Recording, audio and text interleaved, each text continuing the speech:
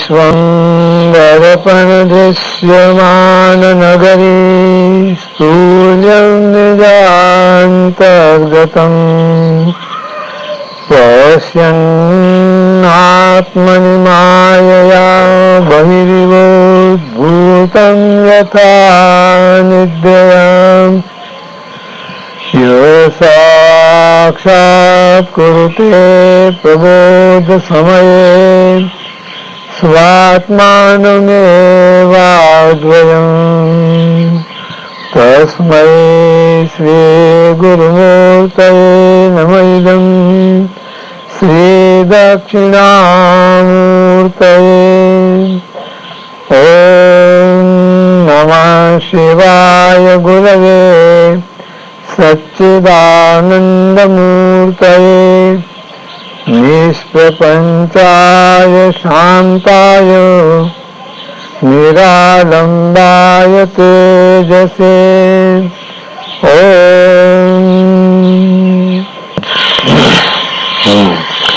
વેદાંત સિદ્ધાંત મુક્તાવલીમાં આપણે ખાલી જોઈ ગયા હતા કે અનુપાદેયત્વનું લક્ષણ શું છે. જ્યારે વાદીએ ઉર્ધ્વ સ્થિતિ પ્રાપ્ત કરાવી આપે, ઉન્નત બનાવે, એ કે છે અમને ન અને કોઈનું મરણ થયું હોય પ્રદેશમાં નાખવા કાગળિયું 15 પૈસાનું અને અજાણ્યામાં છે લખ્યો તો એ સાચું માને અને શ્રુતિનું સાચું નહીં માનવું. લોકોનું આવું છે.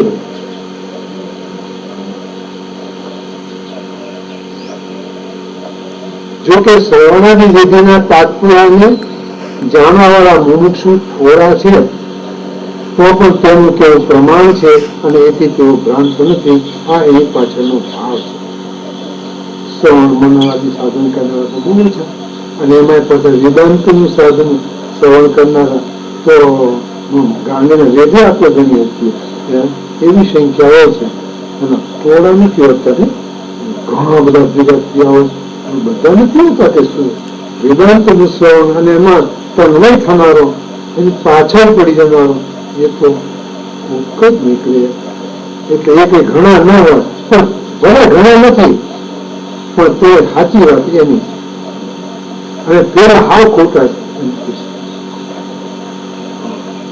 આ ભાવ એને કેવો છે. પૂર્વ પક્ષી એમ કે છે આત્મા સુખરૂપ હોવા છતાં પણ પુરુષાર્થ થઈ શકતો નથી.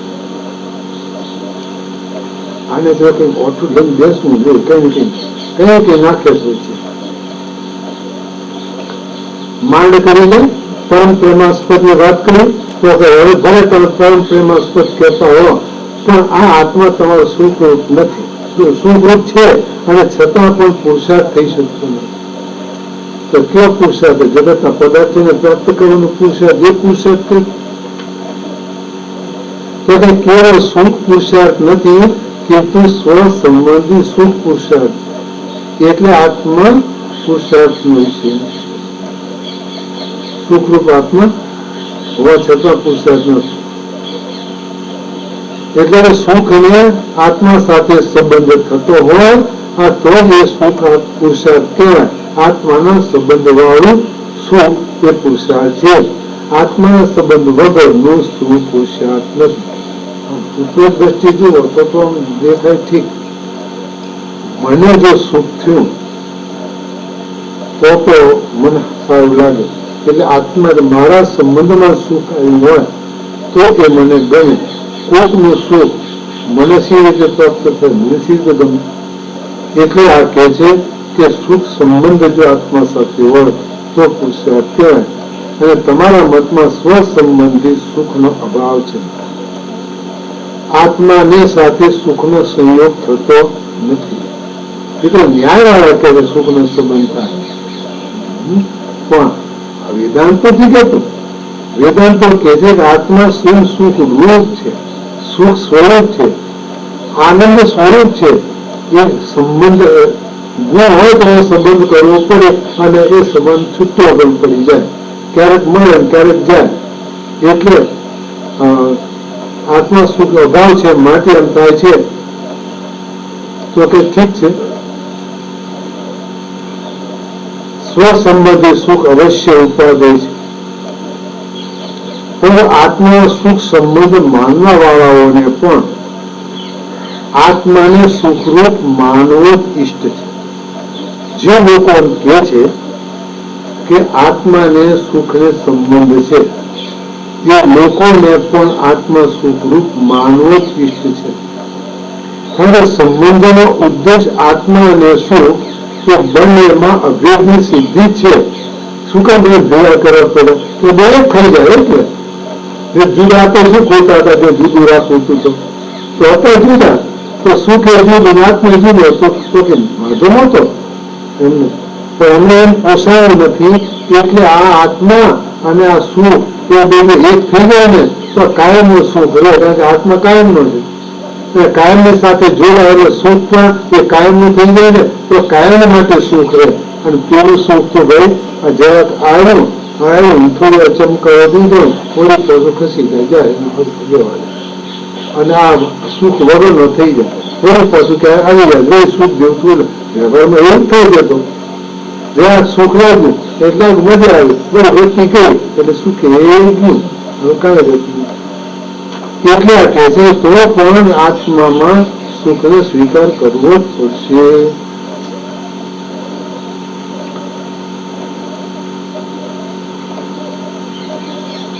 તેનો સંબંધ ઉદ્દેશ પણ આત્મા અને સુખ એ બંનેમાં અભેદની સિદ્ધિ છે. પૂર્વ પક્ષી કે છે જો સુખ જ પુરુષાર્થ છે, સુખ સંબંધ પુરુષાર્થ નથી, તો લોકો સુખ સંબંધ માત્રથી કેમ પસંદ થઈ જાય? લોકોને મજા કેમ આવી જાય? કારણ કે લોકોને મોટા ભાગે જરાક સુખ જેવું લાગે તેમાં લગતું બની જાય. કાયમ સુખ ની વાત કરતા નથી, એ તો લક્ષ આપતા નથી. આમ કહે છે મહાત્માઓ બધા શાસ્ત્રો કે છે કે ભાઈ આ થોડા સુખ હતું તેને કયા હેરાન થાવ, એના કરતા આવો ને કાયમી સુખ મળશે, શાશ્વત શાંતિ મળશે. અમને ખબર નથી, તમને સમજાતું નથી. અમે આ દેખાય તો કોઈ પ્રત્યક્ષ મજા તો આવે, તમારા સુખમાં મજા ક્યાં આવે? વાત સાચી કે આ સુખમાં મજા તો ના આવે, કારણ કે વ્યક્તિ એવું સુખ છે તેમાં મજા ક્યાંથી આવે? એટલે સુખ છે ખરું, ઊંઘમાં સુખ થાય છે કે મજા થોડી આવે? આ તો પિકનિકમાં ગયા અને ગમત કર્યા, ખાધું પીધું, મજા આવી, મજા આવીને આવે, ખાધું મજા આવી. તો આમાં તો મજા તો છે નહીં. પણ તેની મજામાં કજા પણ ભેગી સાથે છે એ અમને ખબર નથી. કે કજાને તમે ગોળવી લઈશું થોડું તો સુખ તો થોડુંક મળશે, એ થોડા સુખ આટલું થઈને થોડુંક ગુમાવો ખાવા બધું શું થાય? હા, એટલે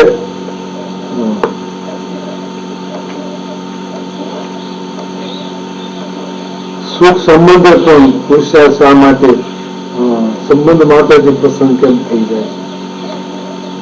સિદ્ધાંત કે સાંભળો, સુખ કરવાને લોકો સુખના જરા સંબંધ થાય ને એમાં પસંદ થઈ જાય છે. તો કે છે વાસ્તવમાં સુખ અત્યંત ઉપાધિ એટલે ગ્રાહ્ય છે, માત્ર સુખ જ ગ્રહણ કરવા યોગ્ય છે.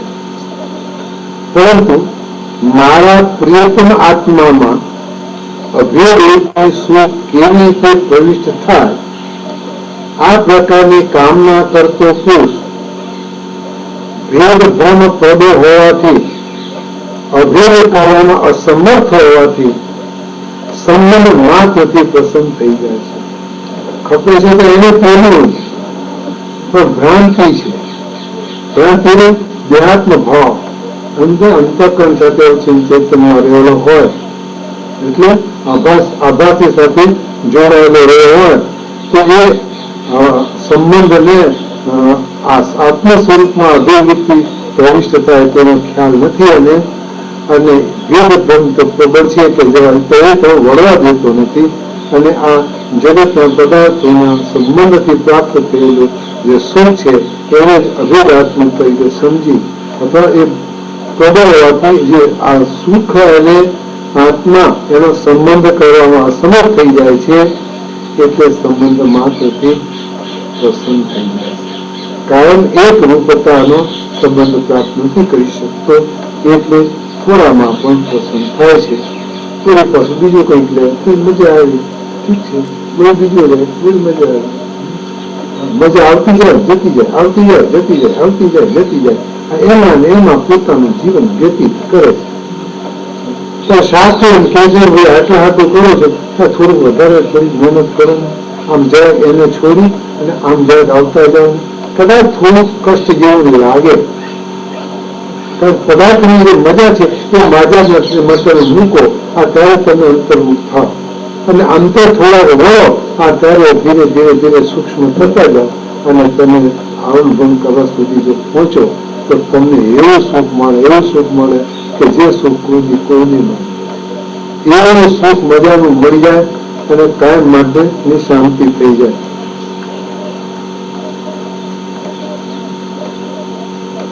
અહીંયા કે છે આટલી ગુરુ કલ્પના કેમ કરો?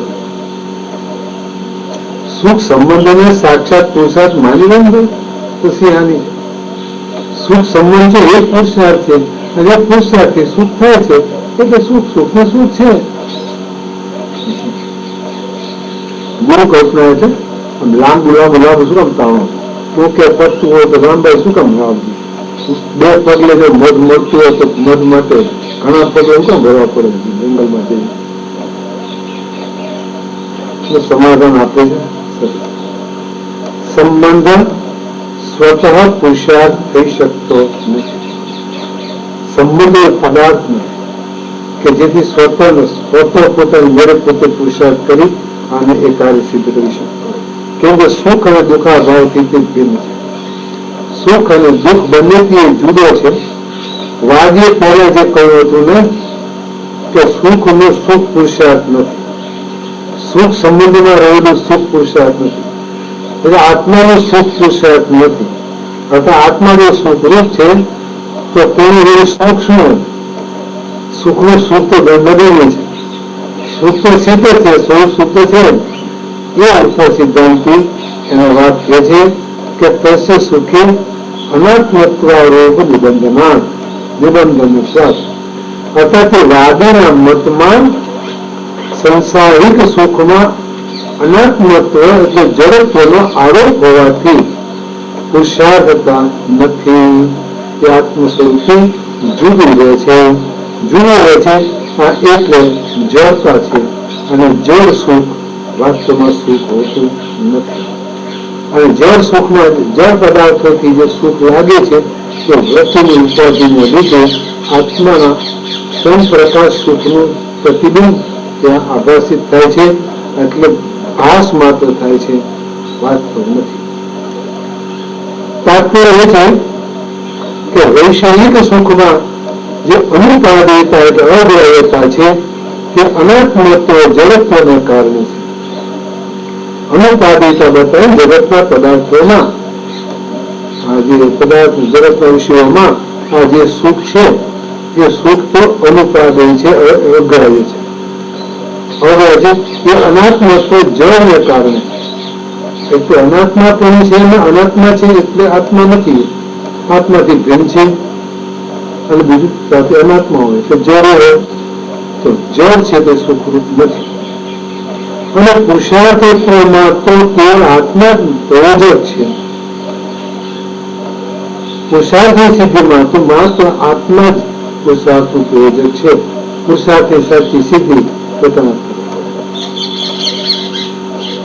બાકીનો વસ્તુ આત્મા સિવાયનું કે પ્રકૃતિ અર્થ પુરુષાર્થ નથી, પ્રકૃતિ અર્થ એટલે પ્રકૃતિની સાથે એની સાથેનું અનુસંધાન લઈ અને પ્રકૃતિના પદાર્થો પાસેથી એ સુખ જેવું લાગે વહી જાય એમાં એ સંતોષ માને છે.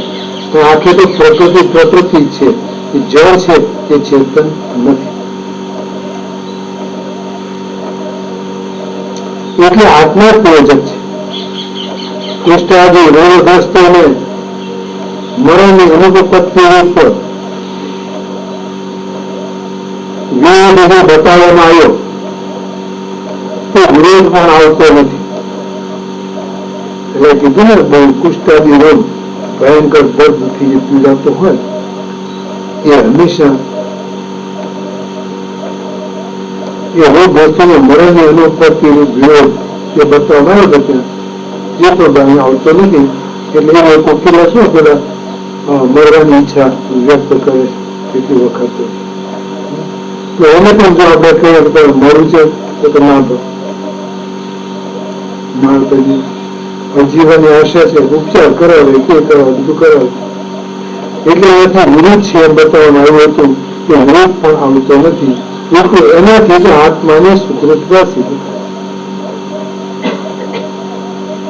કારણ રોગ છે અત્યારે પુરુષાર્થ કર્યો છતાં પણ જીવવાની તાળાવેલી છે, છતાં પણ એને પુરુષાર્થ કરવા છતાં પણ જો સફળતા ન મળે તો છેવટે એક એને કહે છે કે હવે કેમ છું, હવે કેમ જીવાય એમ છે નહીં. એટલે પહેલો છૂટકે પછી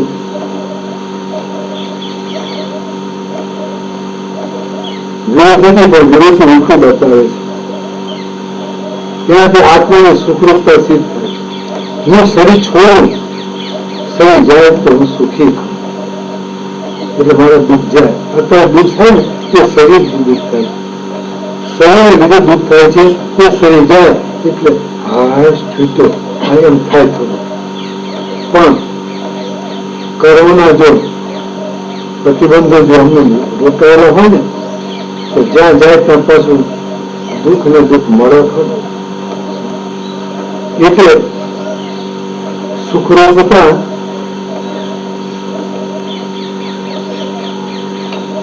આત્મા સુખરૂપતા સિદ્ધ થાય છે ખરું, પણ એમને એ તત્વતા વગર જો જતો હોય તો એને આ સુખરૂપતા જો લાગે થોડી વાર પણ એને પાછું દુઃખરૂપતાની એની પ્રાપ્તિ થઈ જાય. એના સંસ્કારના સંસ્કારમાં એ દુઃખના સંસ્કારો રહેલા છે અને એને હેરાન કરે. રોગ થાય તો હેરાન થાય અને એનું લટકતો હોય તો હેરાન થાય અને બીજે જન્મે ને તો ક્યાં હેરાન થઈ જાય. એ તો હેરાન થાય અને મા બાપને હેરાન કરે. આ એક રીતે થાય. કેમ કે રોગી મનુષ્ય પ્રિયતમ આત્મામાં દુઃખનું કારણ દે છે એમ જાણીને દેહની ઉપેક્ષા કરે છે. જો એને સમજ આવી ગઈ હોય આત્મા વિષય તો એ સમજી શકે. રોગી હોય તો પણ કહે છે કે પ્રિયતમ આત્મામાં એ સમજે કે પ્રિયતમ આત્મામાં દુઃખનું કારણ દે છે એમ જાણીને દેહની ઉપેક્ષા કરી દે છે. આ દુઃખનું કારણ શું છે? ખોડ્યું કે જાય તો સુખી થવું, એટલે દેહની ઉપેક્ષા કરે છે. આત્માની ઉપેક્ષા એ કરતા નથી. એટલે મારો આત્મા જતો રહે એમ કહેવા નથી માંગતા, પણ દુઃખ જેમ કહેવા માંગે છે. આ જે કાશીમાં જેમ મળે છે ને કરોટ મુકાવીને એ પણ કે છે શરીર છું તેમ સુખી થવું અને મને પરલોકમાં કંઈક સારું મળે એ માટે જાય છે. તેમજ પારલૌકિક સુખમાં તેમની કામના જોવામાં આવે છે.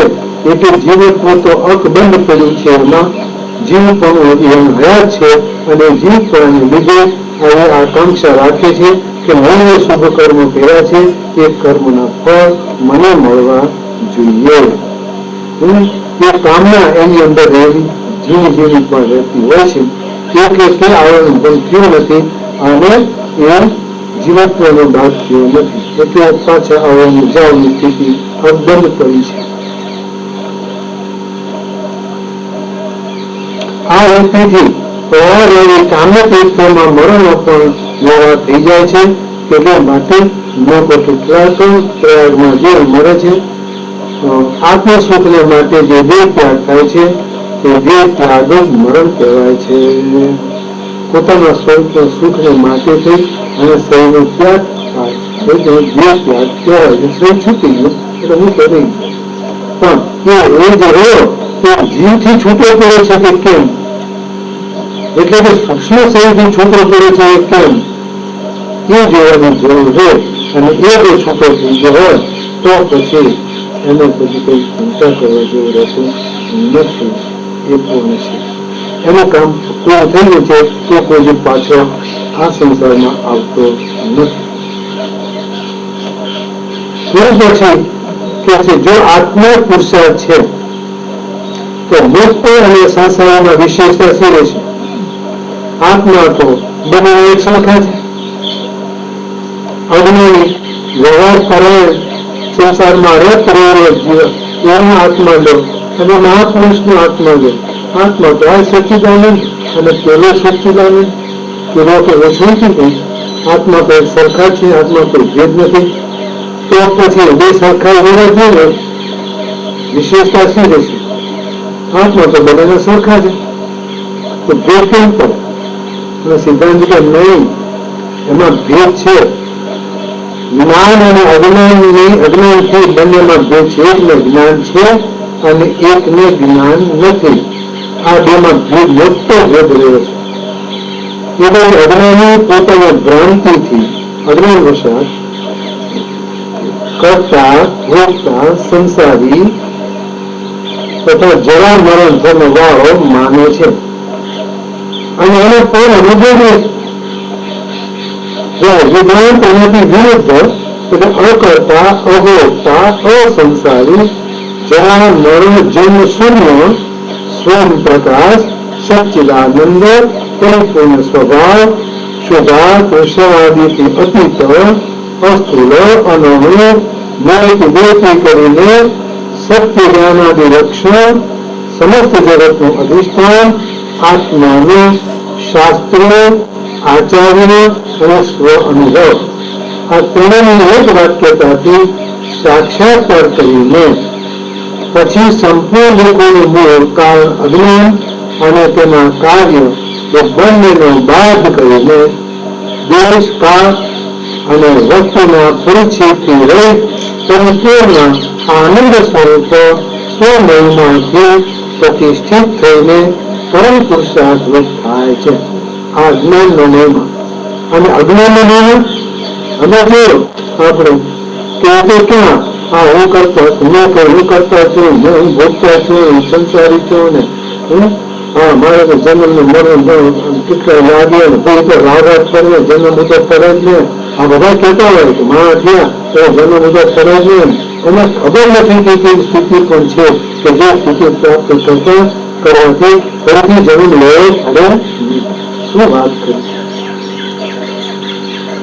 મહાત્માઓ પણ કોઈ વખત બોલી જાય છે, જન્મ આવશે. શું વાત કરો છો? હા, જન્મ આવશે. એક મહાત્મા છે જન્મ તો લેવો જ છે ને. આત્માને જન્મ લેવો પડે તો કયા આત્માની વાતો કરતા હશે? કયા તો સામાન્ય માણસો એમ કહેતા હોય કે જન્મ લેવો પડે, એમાં ક્યાં એમને આપણે ઠપકો આપીએ? આ મોટા મોટા કે જન્મ લેવો પડશે. આવી પરિસ્થિતિ છે. શાસ્ત્ર કઈ બીજો કે છે, તમે પોતે કઈ બીજો કે છે. ક્યાં એનો મેળ પડે પૈસા? એટલે શાસ્ત્ર, આચાર્ય, ગુરુ અને સ્વાનુભૂતિ આ ત્રણ એક વાક્યતા કામ થઈ. તો સાથે જીવતના શાસ્ત્રની વાત નથી કરતા. પિતા તો ઉત્પતંગ શાસ્ત્ર ગયા હતો અને એમ તો બોલ પણ એ નહીં, એ તો વૈદિક શાસ્ત્રની વાત છે. એટલે ઉપનિષદમાં પ્રમાણિત જે શ્રુતિ જોઈએ પ્રમાણે શ્રુતિ જે કહેતી હોય એ પ્રમાણે શાસ્ત્ર કહે છે. અને વેદો પ્રમાણે અનુરૂપ જ આપણને બોધ આપતા હોય અને એ સ્વયં અનુભવ આપણો હોય તો એક વાક્યતા થઈ જાય અને ધન્ય બની જાય. પછી એને બીજું કરવાનું નથી. આનાથી અધિક પ્રાર્થના પછી કઈ રહેતા નથી. આટલું જો પ્રાપ્ત થઈ જાય ને આ પરમ પુરુષાર્થ, તો એનાથી અધિક કઈ પણ પ્રાર્થના કરવા જોઈએ તો મેળવવા જોઈએ, કઈ પણ મેળવવા જોઈએ બાકી રહેતા નથી. કેમ કે આત્મ પ્રાપ્તિ સમસ્ત કામનાઓનો છેડો છે. સા કાષ્ટા સા પરાગતિ છેલ્લે છેલ્લે કઠોળની અંદર હદ આવી ગઈ કે ત્યારે કોઈ નથી. આ પૂર્ણ પુરુષોત્તમની પૂર્ણ સ્થિતિ છે અને એ આપણે સમજીએ તો આગળ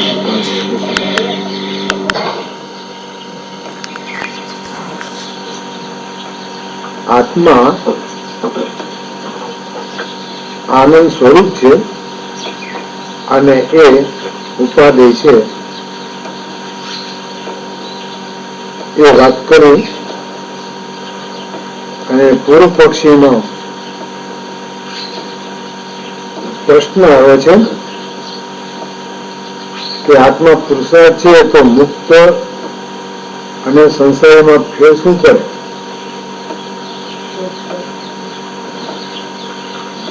તું તો જ્ઞાની અને અજ્ઞાની બંનેની વાત સરખી જ હોય.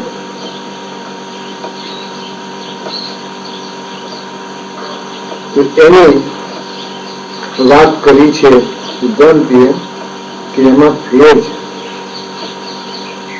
અજ્ઞાની અને જ્ઞાની એટલો ભેદ છે. એમાં અજ્ઞાનીઓ જીવ ભાવમાં અને શરીર દેહ ભાવમાં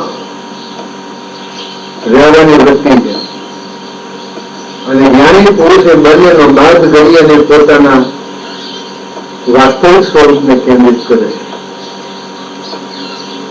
અને એ આપણે જોઈ ગયા કે એ જે અનુભવ છે જ્ઞાનીનો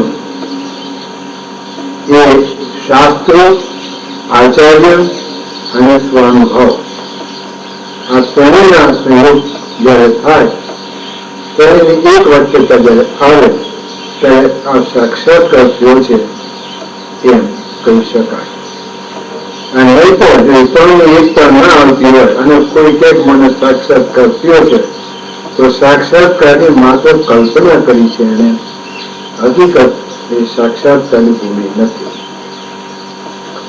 એટલે આત્મ પ્રાપ્તિ સમસ્ત કામનાઓનો છેડો છે અને એ તત્વ પ્રાપ્ત થયા પછી કોઈ પ્રાર્થનીય કંઈ પણ માગવાનું કંઈ રહેતું નથી, કારણ કે એની પાછળ આગળ હવે કશું જ નથી.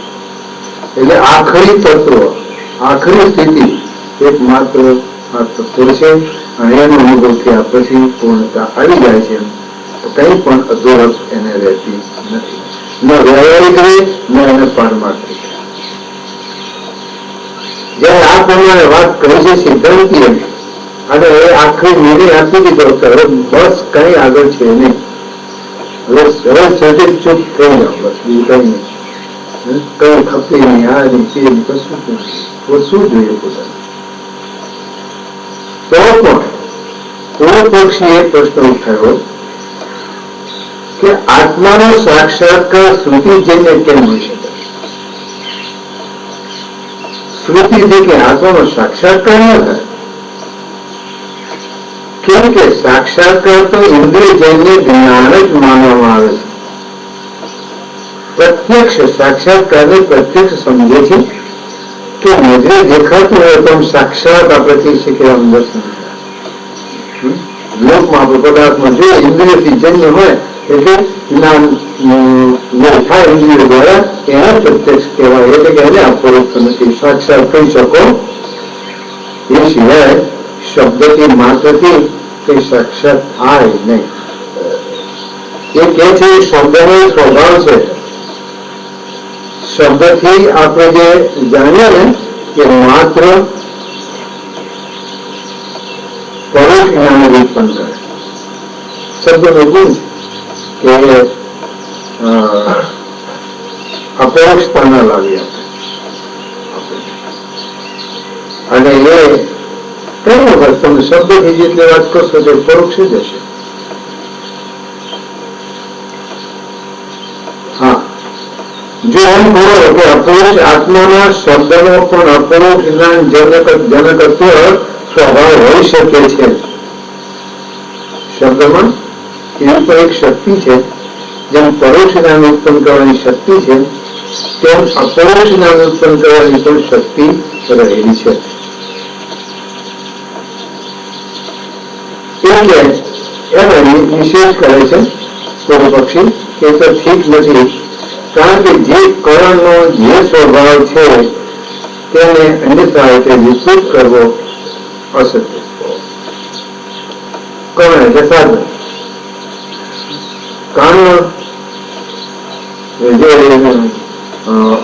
કાન દ્વારા જે શબ્દ આવે એ શબ્દનો એક ગુંડે માત્ર આમ જોવાનું કામ કરે, બીજું કંઈ તેમાં ફેરફાર થાય નહીં. ના શોધવાનું કામ કરે એમાં તે બીજું થાય નહીં. જીવ છે તે ચાખવાનું કામ કરે એમાં તે બીજું કંઈ થાય નહીં. ચામડી સ્પર્શનું કામ કરે, આમાં કશું ફેર થાય એવું નથી. એવા પરોક્ષ જ્ઞાન જ થાય, અપરોક્ષ જ્ઞાન થાય નહીં. એમાં યુક્તિ પણ છે કે અગ્નિ આદિ અપરોક્ષને યોગ્ય છે, તો પણ શબ્દાદિથી તેનું પરોક્ષ જ્ઞાન થાય. અગ્નિને આપણે જોઈ શકીએ નહીં, પણ શબ્દ કહેવામાં આવે ને ત્યારે અગ્નિનું પરોક્ષ જ્ઞાન થાય, પ્રત્યક્ષ જ્ઞાન થાય નહીં. એટલે અપરોક્ષ જ્ઞાન થતું નથી. જો એમ શંકા કરો કે પરોક્ષ જ્ઞાન પણ અભ્યાસ કરવાથી અપરોક્ષ થઈ જાય, ઘણા લોકો આવું માનતા હોય છે. તમે ઘોટો નહીં બરાબર, ઘોટો બરાબર, કોને ઘોટો? હું બ્રહ્મ છું, હું બ્રહ્મ છું, હું બ્રહ્મ છું, હું બ્રહ્મ છું, ઘોટે રાખો. તો હું બ્રહ્મ છું એ જ્ઞાન પરોક્ષ છે, શાબ્દિક છે માટે. અથવા પરમાત્મા છે, પરમાત્મા છે, પરમાત્મા છે, પરમાત્મા છે કર્યા કરો તો પણ પરોક્ષ છે, અપરોક્ષ થશે નહીં. એટલે આવર્તન કરવાથી, અભ્યાસ કરવાથી એ અપરોક્ષ થઈ જાય પરોક્ષ જ્ઞાન, તો તે પણ સંભવતું નથી. કેમ કે અનુમિત્યાદિમાં એ દેખાતું નથી. અનુમાન દ્વારા જે જ્ઞાન થયું હોય એ જ્ઞાન હંમેશા પરોક્ષ હોય છે. અને એ ગમે તે તમે આવૃત્તિઓ કરો તો પરોક્ષ જ રહેવાનું, અપરોક્ષ કોઈ થાય નહીં. શબ્દ દ્વારા અપરોક્ષ થતો નથી. એટલે કહેવા માંગે છે કે પરોક્ષ જ્ઞાનનો અભ્યાસ અપરોક્ષ જ્ઞાનનું જનક નથી. અને ઉત્તરોત્તર જ્ઞાનમાં પણ શબ્દજન્યત્વનો અવિશેષ છે. એટલે કે જે પરોક્ષ જ્ઞાન શબ્દજન્ય હોવાથી અપરોક્ષ પ્રતીતિને જણાવી શકતું નથી, એવી રીતે અજ્ઞાની એટલે જ્ઞાન ધારા, એના પછીનું જ્ઞાન, એના પછીનું જ્ઞાન, એ જે જ્ઞાન થાય એ બધા પણ અપરોક્ષ પ્રતીતિ કરાવી શકે નહીં. કારણ કે શબ્દનો એ ગુણ છે કે પરોક્ષ જ્ઞાન થાય. જો એમ કહો કે પરોક્ષ જ્ઞાન ન થાય તો શી હાનિ છે? પરોક્ષ જ્ઞાન તો થઈ ગયું, એટલે જ્ઞાન તો થઈ ગયું, તો હવે અપરોક્ષ એટલે સાક્ષાત જો ન કરો, ન કરીએ તો વાંધો શું, તમને તકલીફ શું? તો તે ઠીક નથી. કેમ કે અપરોક્ષ જ્ઞાન ન હોવાથી અપરોક્ષ ભ્રમ, ભ્રાંતિ, અજ્ઞાન અને તેના કાર્યનો નાશ નહીં થાય. આ જગત આપણને અપરોક્ષ દેખાય છે, ભ્રાંતિ છે પણ અપરોક્ષ ભ્રાંતિ છે. અપરોક્ષ ભ્રાંતિ પરોક્ષ જ્ઞાનથી કોઈ નિવૃત્ત થાય જ નહીં, એ એનો બાધક નથી. અપરોક્ષ ભ્રાંતિને નિવૃત્ત કરવા માટે અપરોક્ષ જ્ઞાન જોઈએ. બીજી વાત, અજ્ઞાનનો સ્વભાવ છે કે પરોક્ષ જ્ઞાન તો માત્ર પરોક્ષ જ્ઞાન છે ને, એ તો માત્ર અસત્વપાદક ભ્રાંતિને નિવૃત્ત કરે છે. એટલે પરમાત્મા નથી એવું જે આપણને લાગતું હતું, એ આપણને પરોક્ષ જ્ઞાન શાસ્ત્ર દ્વારા, સદગુરુ દ્વારા આપણને એનું જ્ઞાન થાય કે ના પરમાત્મા છે. અને એનું મૂળ કારણ છે માત્ર શ્રદ્ધા. શ્રદ્ધા છે અને આ શબ્દ જો આપણને મળે કે પરમાત્મા છે તો આપણી અશ્રદ્ધા માંથી નીકળી જાય અને પરમાત્મા છે એવું પરોક્ષ જ્ઞાન થાય. પણ એથી કઈ અજ્ઞાનની નિવૃત્તિ અને અજ્ઞાન તેના કાર્ય એ સર્વનો બાદ પરોક્ષ જ્ઞાનથી થઈ શકે નહીં. તેથી શ્રુતિ વગેરેના શબ્દ પ્રમાણથી આત્મામાં અપરોક્ષ જ્ઞાન થતું નથી. આ પૂર્વ પક્ષીને કેવું છે. અહીં શંકાનું સમાધાન આપતા એક દેશીય બોલે એ છે મંડળ મિશ્રના મતાનુયાયી એમ કે છે કે શ્રવણ મનન આદિના અભ્યાસથી ઉત્પન્ન થયેલ શાબ્દિક જ્ઞાન, તેનાથી ઉત્પન્ન થયેલ ભાવનાનો સમૂહ અને તે સહિત અંતઃકરણ જ આત્મ સાક્ષાત્કારમાં કરણ એટલે સાધન છે. એક દેશી છે ને એ વેદાંતનો એક ભાગ લઈ અને વાત કરે. અર્થાત શુદ્ધ અંતઃકરણથી આત્માનો સાક્ષાત્કાર થાય છે. એકલી સ્મૃતિ નહીં. સ્મૃતિની જરૂર ખરી, એવો શબ્દની જરૂર છે, પણ શ્રવણની સાથે મનન જોઈએ. મનન આદિને પદ અભ્યાસ એટલે નિધિધ્યાસન પણ જોઈએ. અને એનાથી જે ઉત્પન્ન થયેલ શબ્દ ધ્યાન, એનાથી ઉત્પન્ન થયેલ ભાવના સમૂહ અને તેથી અંતકરણ સહિત જે આત્મ સાક્ષાત્કારમાં કરણ છે, એનાથી આ સાક્ષાત્કાર થાય. કેટલું લાંબુ લાંબુ કરી નાખ્યું. જોકે અમુક અમુક આચાર્યો આ અંશનો સ્વીકાર કરે છે ખરા, પણ આટલું લાંબુ નથી કરતા. શ્રવણ મનન નિધિધ્યાસન સહિત વિચાર એ આત્મ સાક્ષાત્કાર અપરોક્ષ જ્ઞાનની ભૂમિકા. એનાથી અપરોક્ષ જ્ઞાન થાય. શ્રવણ માત્ર કરે અને મનન નિધિધ્યાસન ન કરે તો અપરોક્ષ જ્ઞાન થાય નહીં. આવું કહેનારા મહાપુરુષો છે ખરા. પણ જો વિચાર કરીને જોઈએ તો એમાં થોડીક ભય નથી ઉતરતી. એની પાછળનું કારણ છે કે શ્રવણ કરે એટલે સીધું જ્ઞાન થવું જોઈએ. એ કંઈક આપણો અનુભવ પણ છે. સાંભળ્યું એટલે જ્ઞાન થાય. સાંભળ્યું ને જ્ઞાન થાય. એમાં પરોક્ષ વ્યક્તિ હોય તો પરોક્ષ જ્ઞાન થાય, અને અપરોક્ષ સામે ઉભો હોય તો એમાં અપરોક્ષ થાય. અમારે એક વખત પ્રસંગ બન્યો. તખતગઢમાં હતો ત્યારે યશુભાઈ પહેલી વાર મળવા આવ્યો, અને એ વખતે બેઠા હતા વેલજીભાઈ બધા, અને એ હોંશે હોંશે વેલજીભાઈ વાતો કરે. હું બેઠો હતો, કેટલી 4 કલાક વાતો કરી અને પછી મને વિચાર આવ્યો કે ધડાકા બંધ વાતો કરે છે ખરો, વેલજીભાઈને ઓળખ્યા નથી.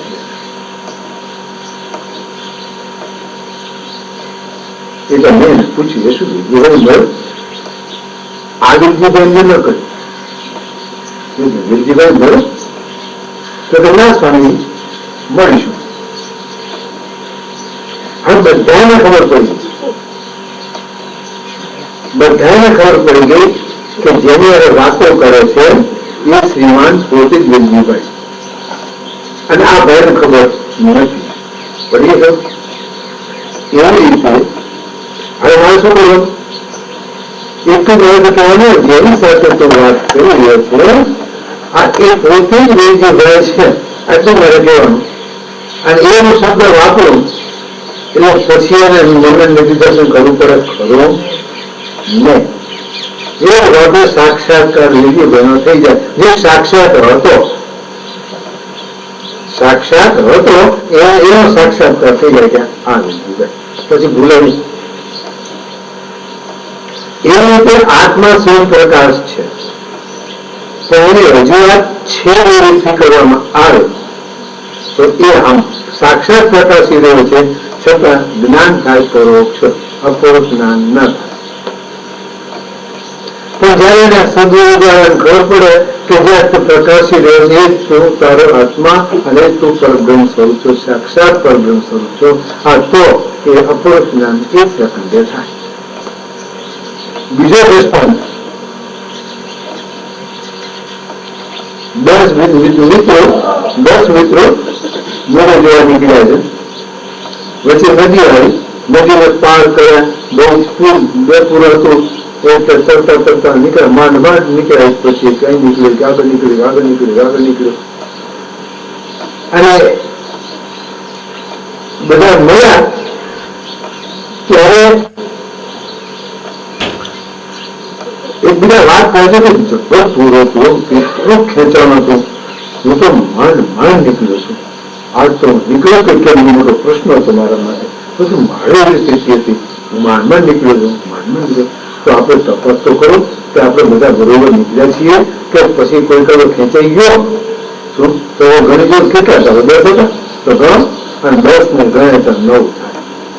બીજા ગણે તો 9, ત્રીજો ગણે તો 9, ચોથો ગણે તો 9. નથી એ ગયો આપણે મિત્ર જો તો કોણ ગયું એ ખબર નથી પડતી. એક ગયો હવે મા બાપને શું જવાબ દઈશું? અને એ દુઃખમાં પોતે રોવા લાગ્યા બધા ખૂબ મૂકીને તો માથું પછાડવું અને નીચેના ભાગમાંથી બાઈક આમ નીકળે છે ત્યાંથી અને એને રડતા જોયા એટલે શું છે પૂછવા માટે કેમ રડો છો? રોતા ત્યારે તમે બસ ઘરે આવ્યા હતા અને મિત્રો અને એક અમારો મિત્ર એમાં તણાઈ ગયો છે. હવે મા બાપને શું જવાબ દઈશું? કે જોવે છે 10 પડે ઉભા 10 ઉભા છે એ જોવે છે 10 અમે હતા અને અત્યારે પણ 10 છે અને છતાં એવું પેલા શું વાત કરી કે ગયે તમે રેલમાં 10મો છે આગળ છે છતાં તો રસો નહીં પણ 10મો છે એવા રડવાનું બંધ કર્યું, માથું કૂટવાનું બંધ કર્યું.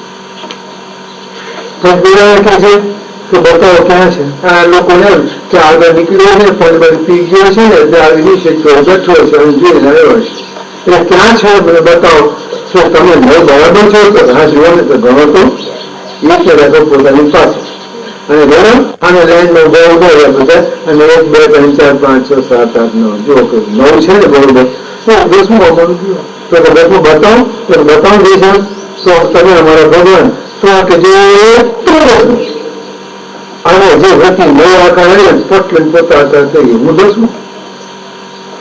હવે એને નિધિધ્યાસનને મનન કરવું પડે ખરું? માત્ર શબ્દ સાંભળો અને એને જ્ઞાન થયું. બરાબર એવી જ રીતે જે આત્મા સાક્ષાત અપરોક્ષ છે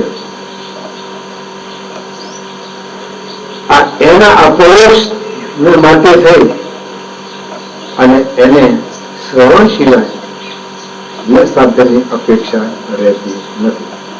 ચેતન સ્વયં પ્રકાશ છે, બ્રહ્મ પણ સ્વયં પ્રકાશ છે. જે સ્વયં પ્રકાશી રહે છે એને અને આત્માને કોઈ ભેદ નથી એ પણ અને અપરોક્ષ થઈ જાય કેવા માંગતો ઠીક. એટલે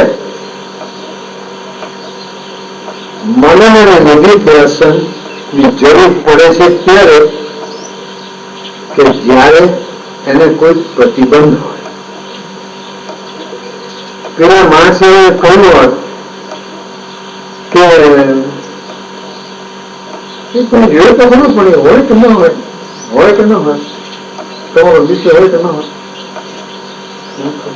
તો હવે મનન કરવું પર જશે નહીં તો એનું ફેર ઉપર ના છે નહીં. સંશય જરાક આવ્યો તો મનનની જરૂર છે. મનનથી સંશય દૂર થાય કે એની વાત બરોબર. અને મનન કર્યા છતાં નિશ્ચય થયો છે કે ના હું અખંડ સ્વરૂપ છું. મનનથી નિશ્ચય થાય અને છતાં પણ જો પ્રતિબંધ હોય તો એ જ્ઞાન આચ્છાદિત થયેલું રહે, પરિણામ ના એ કયું ને પ્રતિબંધ વાળું. એટલે જગત સત્ય છે અને હું આ હાલતનાથનો છું એ વારંવાર એવરેજ કરે અને આમ માનતો હોય કે હું તો બ્રહ્મ છું અને રહેતો હોય કોસળામાં અને આ જ સત્ય છે, જગત જ સત્ય છે. વિપરીત ભાવ વિપરીત જો આવતો હોય તો એને દૂર કરવાને માટે છે અને એને નિધિધ્યાસન કરવું પડે. એટલે જરા પણ જગતની સત્યતા બુદ્ધિ આવી તો તરત જ ચેક કરે નહીં ત્રણ કાળમાં નથી. હું શરીર છું મારે તો કે નહીં, શરીર સાથે મારે કોઈ સંબંધ નથી. હું સર્વ પ્રકાશ ચેતન છું. આ ભાવ એને વારંવાર કેળવવો પડે જેથી કરી થોડો પ્રતિબંધ દૂર થાય અને એ જયારે પરિપાક થઈ જાય અને એ જે વિપરીત આવતી હોય નીકળી જાય આ તે વખતે એને નોર્મલ સ્થિતિ એટલે એક સ્વસ્થી સ્થિતિ પોતાના તત્વ એને મળતી હોય છે. એટલા માટે આ મહાપુરુષો શ્રવણ માત્રથી જ્ઞાન થાય છે એમ કહ્યું છે. મનન નિધિધ્યાસન એ સહકારી સાધન છે, એટલે એના પ્રતિબંધોને દૂર કરવાનું સાધન છે એ વાત છે. અહીંયા પૂર્વ પક્ષી તો કહે છે કે ના ના, આત્માનો સાક્ષાત્કાર તો આટલી સામગ્રી હોય, જો શ્રવણ થાય, મનન થાય, આદિ એટલે અભ્યાસ એટલે નિધિધ્યાસન પણ આવી જાય, અને એનાથી શાબ્દિક જ્ઞાન થાય, અને એનાથી ઉત્પન્ન થયેલ ભાવનાઓ આવે, પછી આત્મભાવના આવે, અને ભાવનાનો સમૂહ, અને પછી સહિત અંતઃકરણ એ સાક્ષાત્કારમાં હેતુ છે. એટલે અંતઃકરણની યોગ્યતા જોઈએ, ચિત્તની શુદ્ધિ વગેરે એ બધા કારણ જોઈએ.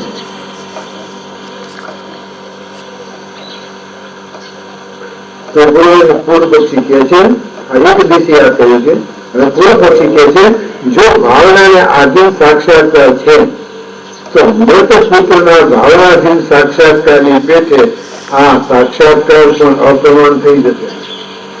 ભાવના પ્રમાણે જો આત્મ સાક્ષાત્કાર થતો હોય તો મરી ગયેલા પુત્રના ભાવના તો હોય, અને ભાવના પ્રમાણે વારંવાર યાદ કર્યા કરે એ સાક્ષાત્કાર થઈ જાય ના. એ માનસિક પ્રત્યક્ષ કદાચ થાય, ચિત્ર સામે આવે, પણ એ સાક્ષાત્કાર ન કહેવાય. અને એ જો સાક્ષાત્કાર તમે કહેતા હો તો આ સાક્ષાત્કાર પણ અપ્રમાણ થઈ જશે, કારણ કે એ પ્રમાણિત નથી. એક ઋષિ કહે છે કે એ દોષ આવતો નથી, કારણ કે શબ્દ પ્રમાણ મૂળક હોવાથી ભાવનાધીન સાક્ષાત્કાર આત્મ સાક્ષાત્કારમાં તો વિશ્વાસ છે, પરંતુ મૃત પુત્રાદિની ભાવનામાં કોઈ શબ્દ પ્રમાણ મળતું નથી. શબ્દ પ્રમાણ તો પ્રમાણ જ છે, એટલે એ ભાવનાધીન આત્મ સાક્ષાત્કારમાં વિશ્વાસ છે કે એ જરૂર સાક્ષાત થાય. મૃત પુત્રની તો ભાવનામાં કોઈ શબ્દ પ્રમાણ મળતું નથી, માત્ર માનસિક ચિંતન છે, એટલે એમાં તો કદાચ ન મળે, પણ આમાં તો મળે ને. આ તો છે, હયાત છે, અને હયાત છે એની માટે ભાવના એ તો સામે આવે.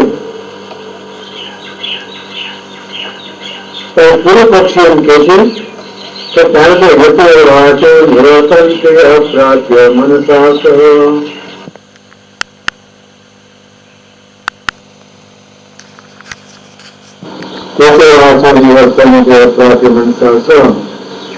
આ શ્રુતિથી વિરોધાય છે,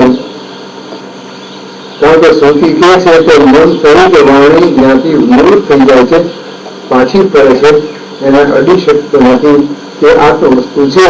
અને તમે તો કહો છો કે આત્મા મનનો વિષય છે, તો એ કેમ બને? એ દેશી કહે છે કે શ્રુતિ સાથે કોઈ વિરોધ નહીં આવે, કેમ કે આ પ્રકારનો વિરોધ તો આત્માને વેદનો વિષય માનવાથી પણ સમાન જ છે. વેદનો વિષય માનો તમે, એટલે શ્રુતિનો વિષય માનો તો તે સમાન જ છે. અથવા જો આત્મા મનનો વિષય નથી તો વેદનો વિષય પણ કેમ હોઈ શકે? તો વેદનો વિષય પણ નહીં થાય. અને ઉક્ત શ્રુતિ વાક્ય તો આત્મા લૌકિક શબ્દનો તેમજ વૈદિક સંસ્કારથી અસંસ્કૃત મનનો વિષય છે એ વાતનો નિષેધ કરે છે. મનથી આત્માનો સાક્ષાત્કાર થતો નથી, અને મન ત્યાં પહોંચતું નથી, કારણ કે એ વૈદિક સંસ્કાર એને પ્રાપ્ત થયા નથી, એટલે અસંસ્કૃત મન છે, એટલે એ ત્યાંથી ત્યાં જઈ શકતો નથી. બાકી સંસ્કૃત મન હોય, શુદ્ધ મન હોય તો જરૂર એ પ્રાપ્ત થઈ શકે. આવો અર્થ આ એક ઋષિભાઈ કરી રહ્યા છે. આ પ્રમાણે જયારે એક દેશીએ પૂર્વ પક્ષીનું ખંડન કર્યું ત્યારે સિદ્ધાંતિ હવે એક દેશીનું ખંડન કરે છે. એક દેશનું આ કહેવું ઠીક નથી, કેમ કે કેવળ શ્રુતિમાં જ આત્મ વિશે અપરોક્ષ જ્ઞાન જનકતા છે. માત્ર શ્રુતિમાં આત્માનો સાક્ષાત્કાર થઈ શકે, અપરોક્ષ જ્ઞાન ઉત્પન્ન થાય એવી શક્તિ આત્મ વિશે શ્રુતિમાં છે. અન્ય કોઈ નથી. તમે ગમે એટલું તમે કરો, અનેક ભાવના કરો, અનેક રીતે તમે વિચારો કરો, પણ જ્યાં સુધી શ્રુતિ તમને પ્રમાણિત ન કરે ત્યાં સુધી તમને સાક્ષાત્કાર પરોક્ષ જ્ઞાનની ભૂમિ પ્રાપ્ત થઈ શકે નહીં. સંપોપનિષદમ પુરુષમ પૃચ્છામિ. એટલા માટે તો યાજ્ઞવલ્ક્યને પૂછે છે, ખ્યાલ નથી પણ યાજ્ઞવલ્ક્યને પૂછ્યું છે કે હું તમને ઉપનિષદ પુરુષ, ઉપનિષદ ગમ્ય પુરુષ, માત્ર ઉપનિષદથી જાણવા યોગ્ય જે પુરુષ છે એ વિશે હું તમને પૂછી રહ્યો છું, કોણ? આ સ્થિતિના આત્માને માટે જ ઔપનિષદત્વ વિશેષણ આપવામાં આવ્યું છે. અને તે વિશેષણ ઉપનિષદથી ભિન્ન બીજા કોઈનો વિષય ન હોય અને એકમાત્ર ઉપનિષદનો વિષય હોય તો યોગ્ય થયો, મેં કહ્યું પણ સિદ્ધ ન થાય. અને એ જો ન હોય તો ઉપનિષદત્વ વિશેષણ પ્રમાણાંતરનું વ્યાવર્તક ન માનો જો તો વિશેષણની વ્યર્થતા થઈ જશે. ઉપનિષદત્વ વિશેષણ જો પ્રમાણાંતરનું વ્યાવર્તક ન માનો એટલે પ્રમાણ ન માનો, બીજા પ્રમાણથી અલગ ન પડે એવું જો માનો તો પછી આ વિશેષણની વ્યર્થતા થઈ નકામ થઈ જાય. તો ઉપનિષદત્વ શબ્દ જે રહેતો હોય એ શબ્દ બિલકુલ નકામો જાય. માટે શ્રુતિના વચનથી જ આત્મ વિશે જે શ્રુતિ છે એ અપરોક્ષ જ્ઞાનની જનક છે, એમાં અન્ય કોઈમાં નથી, એ કોઈ રીતે થઈ શકે નહીં. શંકા કરે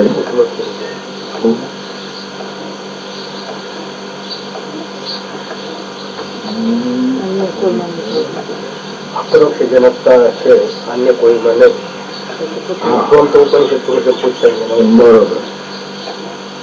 તાત્પર્ય એ છે કે આત્મ સાક્ષાત્કારમાં મનના કરણપણાની જે કલ્પના કરી છે તે શું શુદ્ધ આત્માથી અન્યના સાક્ષાત્કારમાં મનના કર્ણત્વની કલ્પના કરવામાં આવી છે? શુદ્ધ આત્માથી અન્યના સાક્ષાત્કારમાં મનના કર્ણત્વની કલ્પના કરવામાં આવી છે. લાગુ તે જ મન શુદ્ધ આત્માના સાક્ષાત્કારમાં પણ કર્ણ માની જવું જોઈએ. એમ કહો તો શ્રુતિ માત્રના બળથી કહો છો, એમ કહો છો કે શ્રુતિ માત્રના બળથી કહો છો, એમાં પહેલો પક્ષ ઠીક નથી. કારણ કે તેનું અહીં નિરૂપણ જ નથી. આત્માથી ભિન્ન જે પદાર્થ છે એને શુદ્ધ મનથી ગ્રહણ કરવાની વાત કરતા હોય તો આનો અહીંયા વિષય જ નથી, એનું નિરૂપણ અહીં નથી. તેનું મન બાહ્ય પદાર્થની પ્રતીતિની ઉત્પત્તિનું કારણ નથી, કારણ કે મન સ્વતંત્ર નથી. એકલું મન હોય અને બાકીનું બધું ઠપ થઈ ગયું હોય તો મનને ખબર પડે ખરી કે અવાજ આવે છે કે આંખે દેખાય છે કે દેખાવાની ખબર ન પડે, અને એને શબ્દની ખબર ન પડે, એને ચાખવાની કે સ્પર્શની કે ગંધની કોઈ ખબર પડે જ નહીં. હા, એની કલ્પના કરી બધું ઉભું કરી નાટક એ બધું કરતો તો જુદી વાત છે.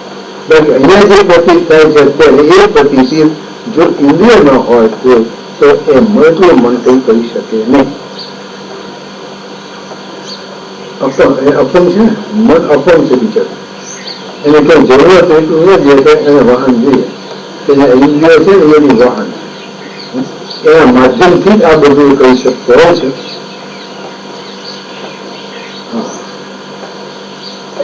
અને આંતર દુઃખાદિના સાક્ષાત્કારમાં કારણ નથી, કે દુઃખ આદિ સાક્ષી માત્ર વેદ્ય છે. તો કે સુખ દુઃખની તો ખબર મનને પડે ને? ના, સુખ દુઃખની ખબર મનને ન પડે, કોઈ દિવસ ન પડે. કારણ કે અંતઃકરણની વૃત્તિ છે મન, અને સુખ દુઃખ પણ અંતઃકરણની જ વૃત્તિ છે. કે જે અંતઃકરણનો સ્વભાવ છે કે પોતે પોતાને કોઈ દી ગ્રહણ કરી શકે નહીં. મન બધાને ગ્રહણ કરે પણ પોતાને ગ્રહણ ન કરી શકે. એટલે અંતઃકરણની અંદર પ્રાપ્ત થતું દુઃખ એ અન્ય કરણથી સાધ્ય નથી, પણ સાક્ષી ભાષ્ય છે. અંતઃકરણ પોતે સાક્ષી ભાષ્ય છે.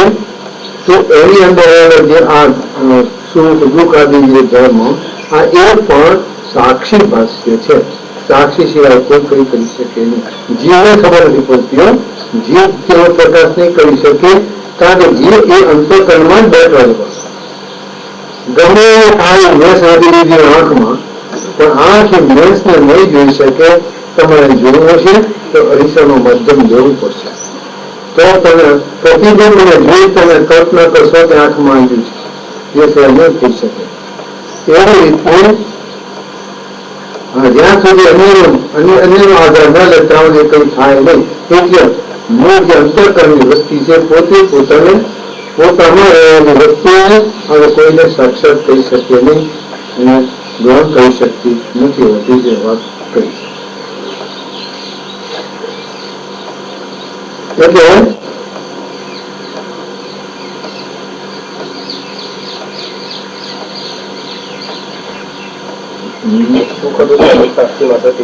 નીચે છે ને સાક્ષાત્કારનો ભાવ નથી. સુખ દુઃખાદી સાક્ષી વાંચો વેદે છે અને આત્મ સાક્ષાત્કાર કરવામાં પણ તે કરણત્વ નથી. તેનો તો અહીં વિચાર ચાલી રહ્યો છે કે મનથી આત્માનો સાક્ષાત્કાર થાય ને કદાચ એમ કહો કે ઉપાધિયુક્ત આત્માનો સાક્ષાત્કાર કરવામાં મનના કરણત્વની કલ્પના છે, તો તે પણ ઠીક નથી. અમે પૂછીએ છીએ કે ઉપાધિ અજ્ઞાન છે કે અંતઃકરણ છે? બોલો, ઉપાધિ કઈ વર્ગી? તમને અજ્ઞાન વર્ગી છે અને ઉપાધિ કોશો છે, અંતઃકરણ વર્ગી છે. અને જો અજ્ઞાન ઉપાધિ છે એમ કહો તો સુષુપ્તિમાં અજ્ઞાન ઉપાધિ વાળા આત્માનો સાક્ષાત્કાર નહીં થાય. અજ્ઞાન જે આચ્છાદિત થઈ ગયેલો છે તો એ ઉપાધિ વાળો આત્મા એ સાક્ષાત નહીં થઈ શકે, કારણ કે ત્યાં મનનો અભાવ છે. મન લે પણ નથી. બીજો પક્ષ પણ ઉચિત નથી, કેમ કે એને આત્માથી દોષ આવે છે. બીજો પક્ષ કે અંતઃકરણ ઉપાધિ છે તો એમાં દોષ આવશે. અથવા આત્મ સાક્ષાત્કાર માટે મનની પ્રવૃત્તિ થઈ તો ઉપાધિત્વ રૂપથી પોતાની અપેક્ષા પોતામાં રહી. મન એટલે અંતઃકરણ એટલે મન. તો પોતે પોતાને જવા દે એમ કહેવાય. એ શ્રુતિમાં પણ જે મનની કરણતા કહેવામાં આવી છે તે કેવળ સહકારિતા માત્ર તરફ છે, કેવા પૂરતી વાત છે, એમાં તે તથ્ય નથી. કારણ કે મન પોતે જ અંતઃકરણ પોતે જ કામ કરી શકતું નથી એ બાબતમાં. એટલે આત્મા નો સાક્ષાત્કાર અપરોક્ષ છે જ્ઞાન મનના કરણપણાથી કે રીતે થઈ શકતો નથી.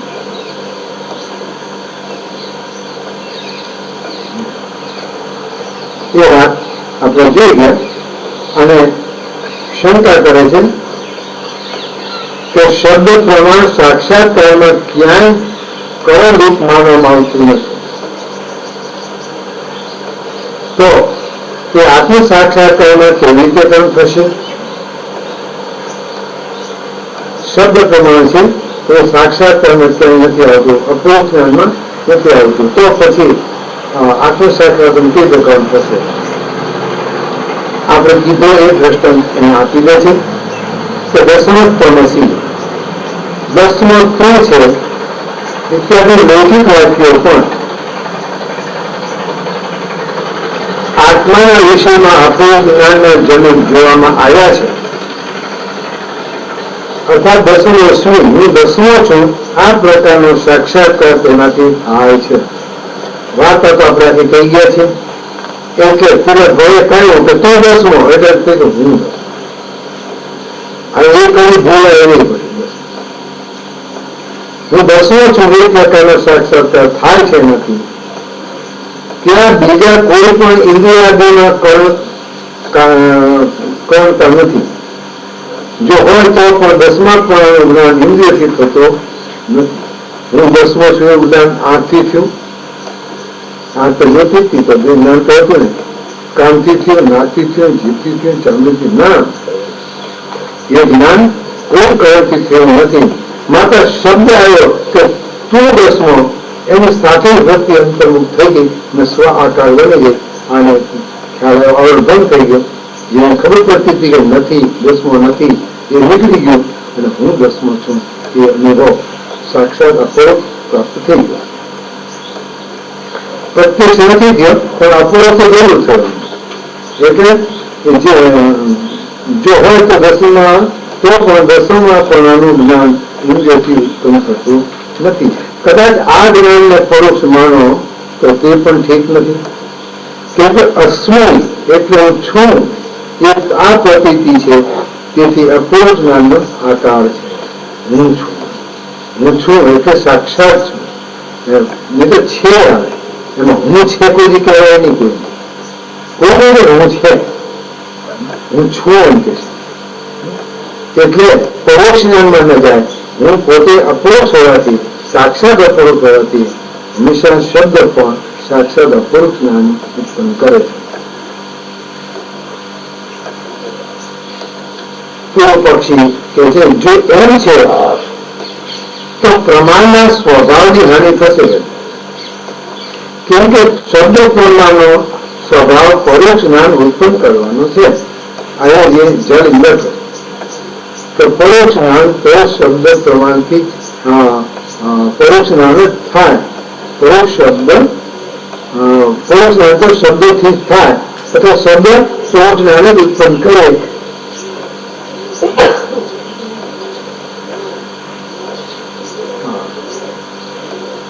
કેમ કે શબ્દ પ્રમાણનો સ્વભાવ પણ પરોક્ષ જ્ઞાન ઉત્પન્ન કરવાનો છે. તો તમે પ્રમાણના સ્વભાવ અહીં થઈ જશે તો પ્રમાણનું પ્રમાણ્ય સિદ્ધ નહીં થાય. સિદ્ધાંત કે છે એવો કોઈ દોષ આવતો નથી. તમે ચિંતા ન કરજો. કેમ કે પ્રમાણનો સ્વભાવ પ્રમેય અનુસાર હોય છે.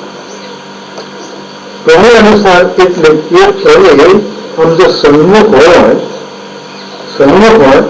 અને એને કહેવામાં આવે કે આ એ પદાર્થ છે તો એ પદાર્થનું સીધું જ્ઞાન થશે.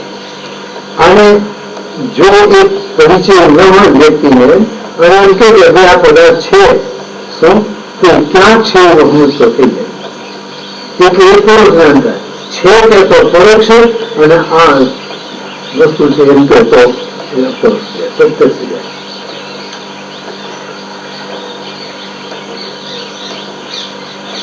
એટલે જે પ્રમેય છે ને એ અનુસાર જ એનું એક જ્ઞાન ઉત્પન્ન થાય છે. સ્વતંત્ર રહેતો નથી. અર્થાત પ્રમેયની અપરોક્ષતાથી પ્રમાણમાં અપરોક્ષ જ્ઞાન જનકતા રહે છે અને પ્રમેયની પરોક્ષતાથી પ્રમાણમાં પરોક્ષ જ્ઞાન જનતા રહે છે, જનકતા રહે છે. એ છે તો ક્યાં છે? તમારે ત્યાં હિંગ છે? હિંગ તો ક્યાં છે? થોડી આપો. પડોશી નહીં તાત્કાલિક જરૂર પડી છે તો તમારે ત્યાં હિંગ છે તો છે એટલે ત્યાં વસ્તુ છે પણ અપરોક્ષ નથી થયું તો મને થોડી આપો થોડી દે હાથમાં અત્યારે અપરોક્ષ એટલે છે વગર આપે અને પદાર્થ પોતાથી દૂર હોય તો પછી એ પરોક્ષમાં જાય. સ્વર છે બધાને ખબર છે સ્વર છે ભાડું ના તો પરોક્ષ. અમેરિકા છે જે કોઈ ગયો ન હોય કે નકશો જેવો ન હોય એને પરોક્ષ કહેવાય. તો આંટો મારી આવ્યો તો જોયો હા છે જોયો છે કે નહીં.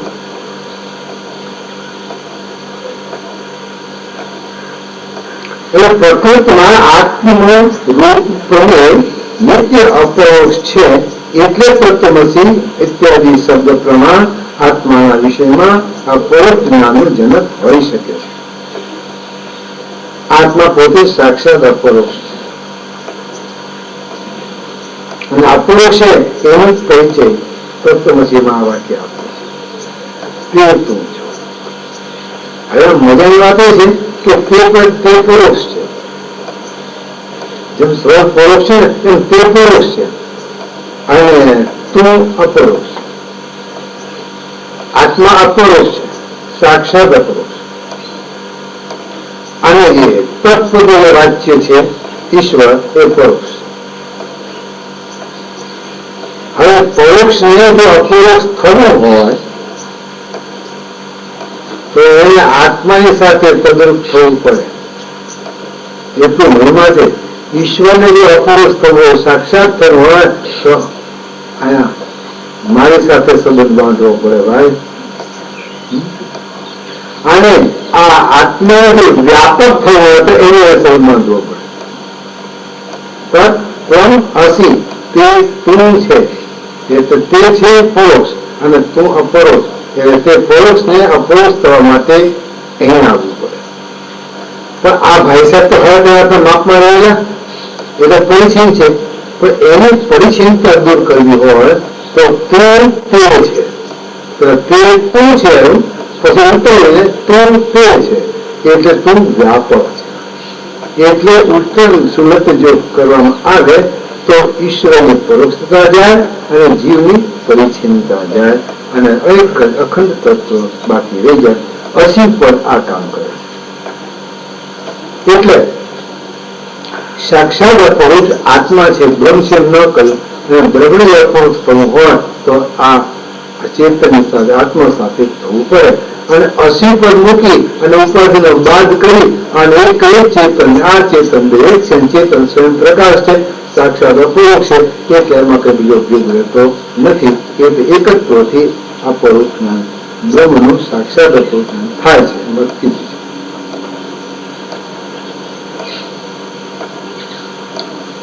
જો કે અપરોક્ષતા તો ઘટાડેલી પણ છે તો પણ તેની નિત્ય અપરોક્ષતા નથી.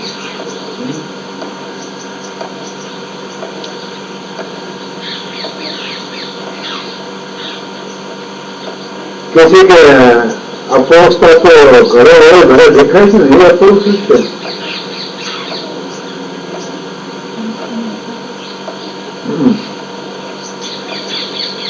એની અપરોક્ષતા છે.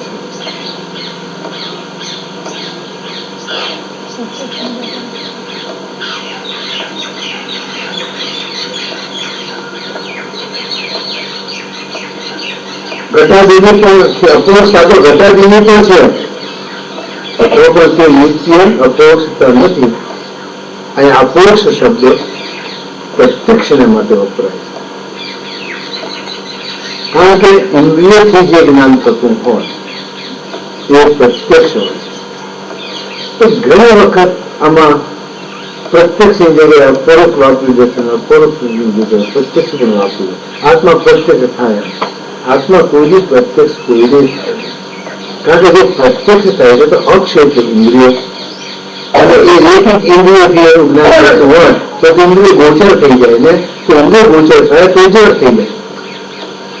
એટલે એ કોઈ દિવસ બની શકે એવું નથી. તેના માટે તો પ્રત્યક્ષ પરોક્ષ છે. તેમાં પ્રત્યક્ષ નથી એટલે પ્રત્યક્ષ નથી, પરોક્ષ પણ નથી, પણ અપરોક્ષ છે. પરોક્ષ નથી, પ્રત્યક્ષ તો છે જ નહીં પણ પરોક્ષ પણ નથી. એટલે કેવો છે તો અપરોક્ષ. પરોક્ષ ન હોય એવો છે. એટલે આમ સાક્ષાત પ્રકાશી રહ્યો છે. એટલે ઇન્દ્રિય ગોચર કે મનોગોચર નથી તો સ્વયં પોતે પ્રકાશિત થઈ ગયો છે માટે અપરોક્ષ છે. કોઈ પણ સાધન દ્વારા જે જાણવામાં આવતો હોય એ અપરોક્ષ ન કહેવાય. અપરોક્ષ એ પોતે જ પોતાનું થાય. એક રીત છે મન અંતરવાદી અપરોક્ષ. અપરોક્ષ એના માટે કીધું કે ઇન્દ્રિયનો વિષય નથી એટલે પ્રત્યક્ષ થાય નહીં. અને પ્રત્યક્ષ છે પ્રત્યક્ષ નહીં પણ પરોક્ષ પણ નથી. કારણ કે મન તો સ્વયં વૃત્તિ ઉઠી એની સાથે સાથે જ જ્ઞાન થાય છે. એટલે મન એ પણ અપરોક્ષ છે પણ સ્વતંત્ર નથી. એ પરાધીન છે. એ સાક્ષી એનો પ્રકાશ કરે આ તો એ અપરોક્ષ કહેવાય, નહીં તો નહીં. એટલે સાક્ષી ભાષ્ય છે અંતઃકરણ, મન, બુદ્ધિ, ચિત્ત, અહંકાર અને સુખ દુઃખ અંતઃકરણ જેટલા ધર્મો છે એ બધા જ સાક્ષી ભાષ્ય છે. પણ સાક્ષી સાક્ષી પોતે, નિરપેક્ષ અપરોક્ષ. આપણે કોઈ વસ્તુને જોવા જઈએ તો કેટલી વસ્તુ જોવી પડે. એક તો પુસ્તક જોઈએ, બીજું અજવાળું જોઈએ, ત્રીજી આંખ જોઈએ, ચોથું મન જોઈએ અને પાંચમું હું જોઈએ. પાંચ વસ્તુઓ ભેગી થાય ત્યારે આ પુસ્તક છે એટલી ખબર પડે, એટલી વધારે ખબર પડે, એટલી વાપરી જાય. હવે કહો કે આપણે પુસ્તક નથી જોવું તો અજવાળું જોવું છે તો કેટલું સાધન જોઈએ? એટલે કાઢી નાખો.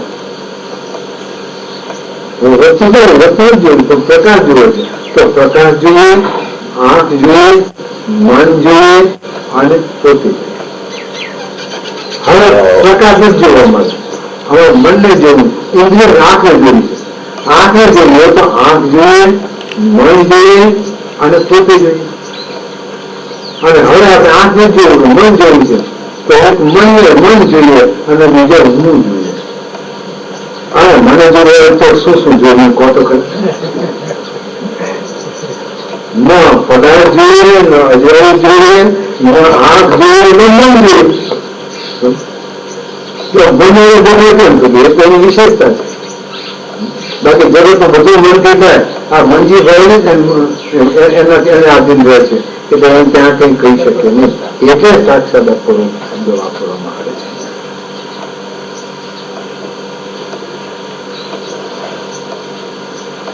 પછી કે આપણે પ્રમેયને નીતિ અપરોક્ષ એક રસ કહ્યું પરંતુ એ ઠીક નથી. કે પ્રમેયમાં તો પરોક્ષ એક રસ છે કે ન અપરોક્ષ એક રસ છે. କିନ୍ତୁ એ બંને પણ જ્ઞાન વિશેષના ઔપાધિક ધર્મ છે. એટલે અપરોક્ષ પણ જ્ઞાનગત ધર્મ છે, પ્રમેયગત ધર્મ નથી. અપરોક્ષ વસ્તુ છે ને એ જ્ઞાનથી સમજાય છે, પદાર્થથી નહીં. એ પ્રમેયમાં જે પદાર્થ દેખાય છે એમાં રહેતો એ ધર્મ નથી, એ જ્ઞાનમાં રહેતો ધર્મ છે. જ્ઞાન અપરોક્ષ છે કે પરોક્ષ છે એમ કહેવાય. પદાર્થ અપરોક્ષ છે કે પરોક્ષ છે એમ કહેવાય નહીં. એમ કોઈ પક્ષીએ રજૂઆત કરી તો સિદ્ધાંતિ એમ કહે છે કે અપરોક્ષતાને જ્ઞાનગત ધર્મ માનો છો એ તમારી ભૂલ છે. કેમ કે એક સાક્ષાત અપરોક્ષાત બ્રહ્મ જે આત્મા અવ્યવહિત પ્રત્યક્ષ સ્વરૂપ છે, અવ્યવહિત પ્રત્યક્ષ સ્વરૂપ છે. અહીં તમે પ્રત્યક્ષ સ્વરૂપ હા એનો જવાબ દે સિદ્ધાંતિ, એને જવાબ દે છે કે અવ્યવહિત નિર્ધાર ન હોય, કોઈ જાતનો અંતરાય ના હોય કોઈ વચ્ચે, એવો એ પ્રત્યક્ષ સ્વરૂપ છે અને સર્વની અંદર છે. ઇત્યાદિ શ્રુતિથી એ સાક્ષાત અપરોક્ષાત બ્રહ્મ કે એની વાત કરી. ઇત્યાદિ શ્રુતિથી આત્માની અપરોક્ષતા સાંભળવામાં આવી છે.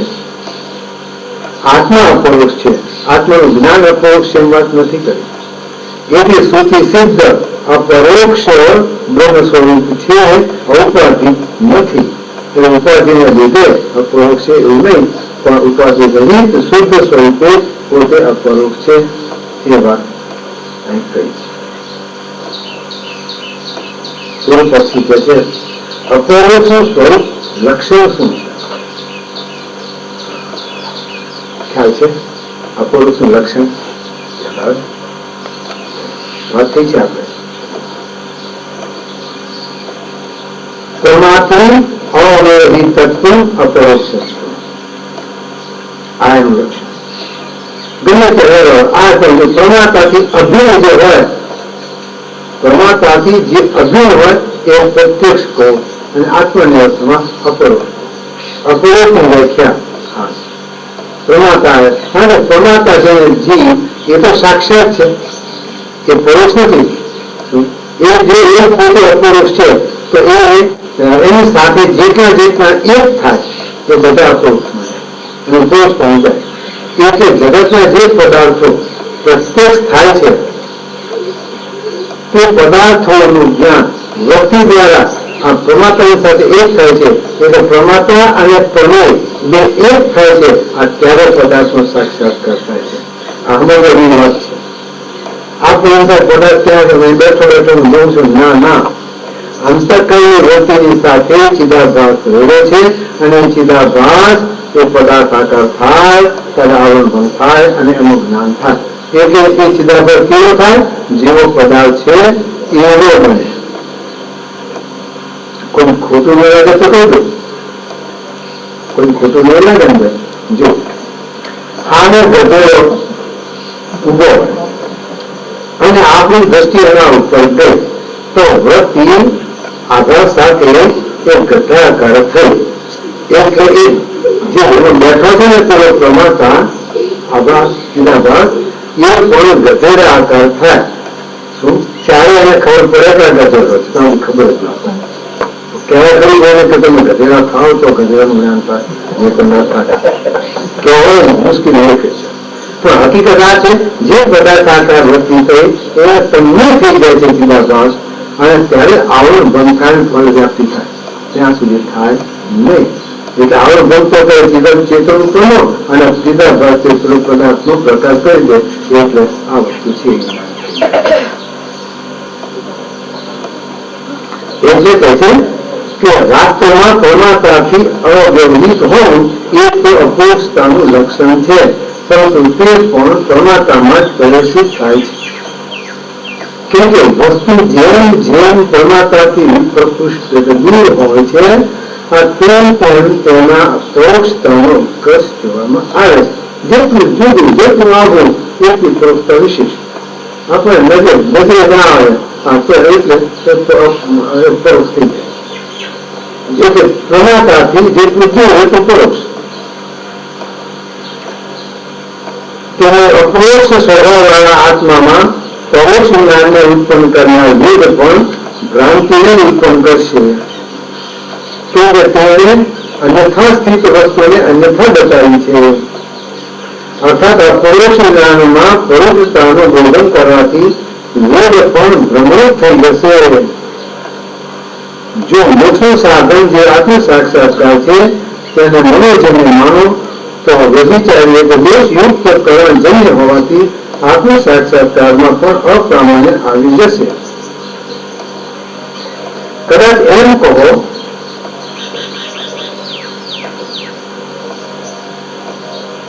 કે વેદ મૂળ હોવાથી એમાં પ્રામાણ્ય છે તો તે પણ ઠીક નથી. કેમ કે વેદ પણ અપરોક્ષ રૂપથી બોધન કરતો નથી અને મનને આત્મ સાક્ષાત્કારનું કારણ એટલે સાધન માનવામાં વાંગ મન પ્રતિ સ્તુતિનો નિષેધ આવશે. આમાં થોડોક ફેર કરવાનું છે. એટલે વાસ્તવમાં પરમાત્માથી અવ્યવહિત રહેવું એ જ અપરોક્ષતાનું લક્ષણ છે. પરંતુ તે પણ પરમાત્મામાં જ પ્રદર્શિત થાય છે. કેમ કે શબ્દ વસ્તુ જેમ જેમ પરમાત્માથી વિપરીત હોય તેમ તેમ તેમાં પરોક્ષતાનો ઉત્કર્ષ જોવામાં આવે છે. અને તે પરોક્ષ સ્વભાવવાળા આત્મામાં પરોક્ષ જ્ઞાનને ઉત્પન્ન કરનાર વેદ પણ ભ્રાંતિને ઉત્પન્ન કરશે.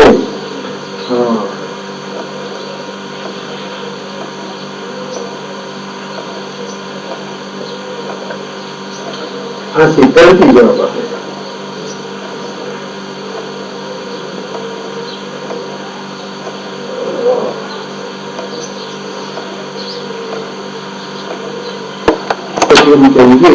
રંગ વાક્ય તમે ન વાપરો તો ભ્રાંતિ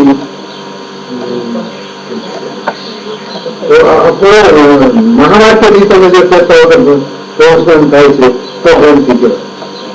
પણ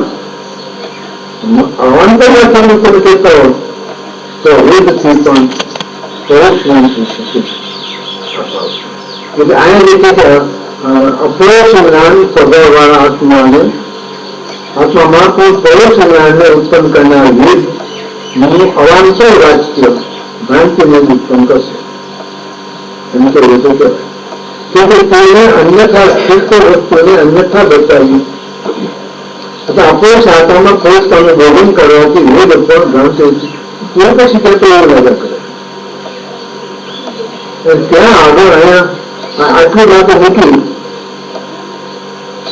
વાસ્તવમાં પ્રમાતાથી અગૌરવિત હોવું એક અપરોક્ષતાનું લક્ષણ છે.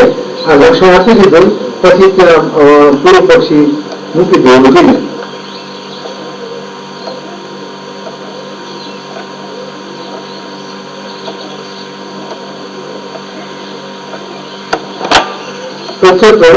વિશ્રાંતમ યાવત યાવત પ્રમાતવિપ્રકુષ્યતે તાવત તાવત પરોક્ષોત્કર્ષ દર્શનાથ તથા ચ અપરોક્ષ સ્વભાવે આત્મની પરોક્ષ જ્ઞાનમ જનયન વેદો ભ્રાંતિ એવ જનયે અન્યથા સ્થિતસ્ય અન્યથા ભોજના મોક્ષ સાધને ભૂતસ્ય ચ આત્મ સાક્ષાત્કારસ્ય મન જન્મત્વે વ્યભિચારિકાના જન્મત્વયા અપ્રામાણ્ય પ્રસંગ એ પૂર્વ પક્ષ છે.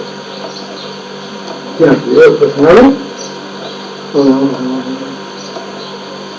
સૂત્ર આવે છે.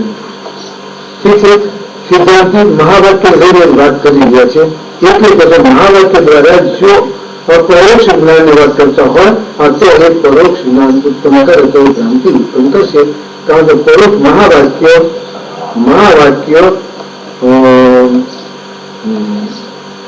વેદનું મહાવાક્ય અપરોક્ષ આત્મામાં પરોક્ષતાની ભ્રાંતિ ઉત્પન્ન કરી શકે નહીં. એ અપરોક્ષ જ્ઞાન જ થાય.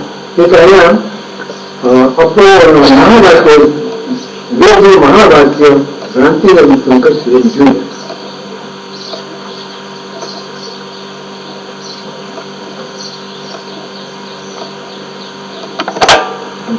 જો મોક્ષનું સાધન જે આત્મ સાક્ષાત્કાર છે તેને મનોજન્મ માનો તો વ્યભિચારી દોષયુક્ત કર્ણજન્મ હોવાથી આત્મ સાક્ષાત્કારમાં પણ અપ્રામાણ્ય આવી જશે. એટલે એ પ્રમાણ સિદ્ધ નહીં, કારણ કે આત્મ સાક્ષાત્કારનું મન એ બંને વિરોધ આવે. કદાચ એમ કહો કે વેદ નિરોધ હોવાથી તેમાં પ્રામાણ્ય છે, વેદ નિરોધ હોવાથી એમાં પ્રામાણ્ય છે, તો તે પણ ઠીક નથી. કેમ કે વેદ પણ અપરોક્ષ રૂપથી બોધન કરતો નથી અને મનને આત્મ સાક્ષાત્કારનું કર્ણ સાધન માનવામાં વાંગમય અથવા મનસાથી પ્રસ્તુતિનો વિરોધ આવે છે.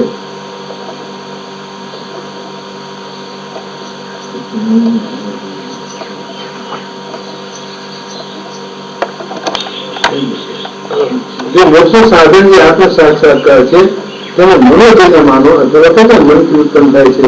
મનોજન્ય માનો તો વ્યભિચારી દોષયુક્ત કર્ણજન્ય હોવાથી આત્મ સાક્ષાત્કારમાં પણ અપ્રામાણ્ય આવી જશે. કે આ જવાબ દેખે પૂરો કરે. કદાચ તમે એમ કહો કે વેદ નિરોધ હોવાથી તેમાં પ્રામાણ્ય છે તો તે પણ ઠીક નથી. કે વેદ પણ અપરોક્ષ રૂપથી બોધન કરતો નથી અને મનને આત્મ સાક્ષાત્કારનું કર્ણ સાધન માનવામાં વાંગ મનસાતીત શ્રુતિનો વિરોધ આવે છે. તો વેદ પણ શબ્દાર્થે એ અપરોક્ષ રૂપથી બોધન નથી કરતો અને મનને આત્મ સાક્ષાત્કારનું કર્ણ માનવામાં તો મનસાતીતનો શ્રુતિનો વિરોધ આવે છે. તો મન તો ત્યાં પહોંચી શકતું નથી એ વાત છે. હવે પૂર્વ પક્ષી કહે છે કે વાણ મનસાથી અર્થાત યતો વાચો નિરંતંતુ અર્થાત મનસાસ આ શ્રુતિ આત્માને જે મનથી અગોચર બતાવે છે તે અસંસ્કૃત મનથી અગોચર બતાવે છે. અર્થાત આત્મા અશુદ્ધ મનનો વિષય નથી, কিন্তু શુદ્ધ મનનો વિષય છે એમ નથી. કેટલાક કે છે શુદ્ધ મનથી આત્મ સાક્ષાત્કાર થાય, અશુદ્ધ મન કામ ન કરે. એટલે મનની શુદ્ધિ જોઈએ એવું કહે છે ખરા. મનનું કરણ નથી, મન એ આત્મ સાક્ષાત્કારનું કરણ નથી. એ ઊંધી ગોચર છે. મન જે થતું હોય તો પછી એ થાય કે આત્મા પોતે પ્રમેય બની જાય છે અને આત્મા હંમેશા અપ્રમેય રહ્યો છે. કોઈ દિવસ કોઈ પણ પ્રમાણનો પ્રમેય નથી.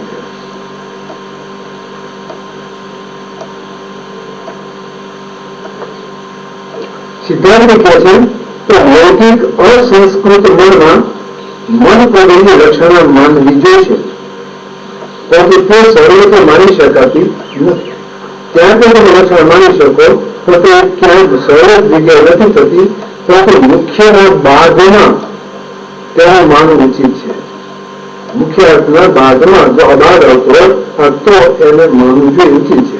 અને પ્રકૃતિમાં એટલે ચાલુ જે આત્મ વિષય છે એમાં મુખ્ય અર્થનું બાધક કોઈ છે નહીં.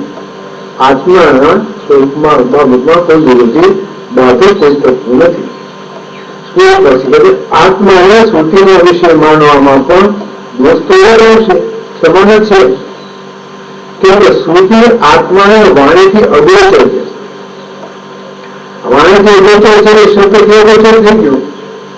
શબ્દથી અગોચર છે, અગોચર પૂરક છે, વાચિક અર્થે તો પૂરક છે, લક્ષણાથી તો એ અપૂરકતાનું બોધ આપશે.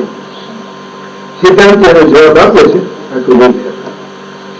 અમે શાસ્ત્રોએ આત્મજ્ઞાનમાં અધિકારવૃત્તિથી કરણ માનતા નથી, પરંતુ લક્ષણાવૃત્તિથી કરણ માનીએ છીએ. અમે શાસ્ત્રોને આત્મજ્ઞાનમાં અભિધાવૃત્તિ એટલે પ્રત્યક્ષ વૃત્તિથી એટલે શબ્દ વાચ્ય વૃત્તિથી, વાચ્યથી મુખ્ય વૃત્તિ કો, વાચ્ય વૃત્તિ કો, અભિધા વૃત્તિ કો એક અલગ. અભિધા વૃત્તિથી કરણ માનતા નથી, વાચ્યથી અમે કરણ નથી માનતા, પરંતુ લક્ષણાવૃત્તિથી કરણ માનીએ છીએ. એનો સારો છે કે વેદાંત વિજ્ઞાન સુનિશ્ચિતાર્થા કેવલોપનિષદ ઇત્યાદિ શ્રુતિઓના પ્રામાણ્યથી બ્રહ્મ સાક્ષાત્કારનું સાધન વેદાંત પ્રતીત થાય છે. અને યતો વાચો ઇત્યાદિ શ્રુતિથી તેનો નિષેધ પણ પ્રતીત થાય છે. આ પ્રકારના વિરોધ પ્રાપ્ત થતા શું કરવું જોઈએ? શું બેમાંથી એક શ્રુતિને અપ્રમાણ માનવી, કે બંનેને પ્રમાણ માનવી, કે શ્રુતિની વ્યવસ્થા કરવી? એમાંથી પહેલો પક્ષ ઠીક નથી, કેમ કે વેદ વાક્ય હોવાથી બંને પ્રમાણ સમાન છે, એમાં એક અને ખોટું છે એમ કહી શકાશે નહીં. બીજો પક્ષ કે જે સમુચ્ચય માની લેવો એ પણ ઠીક નથી. એવા પરસ્પર વિરુદ્ધ બહેનો એકમાં યોગ કેમ થઈ શકે, કેમ હોઈ શકે? એવો સમુચ્ચય પણ થઈ શકે એવું નથી. એટલે હવે વ્યવસ્થા બાકી રહી, એટલે હવે વ્યવસ્થા ગોઠવી દેવાની. તેથી વિરોધનો પરિહાર કરવો એ ઉચિત છે.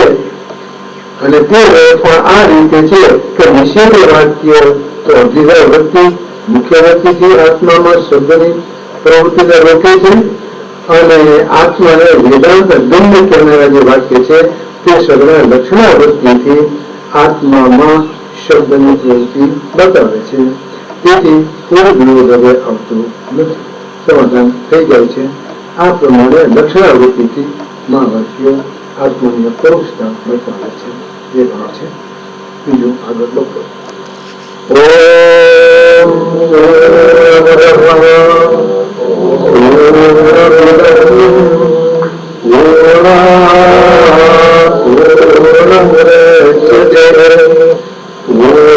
શાંતિ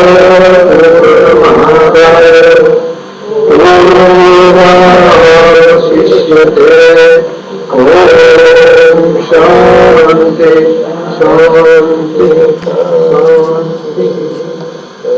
સદગુરુ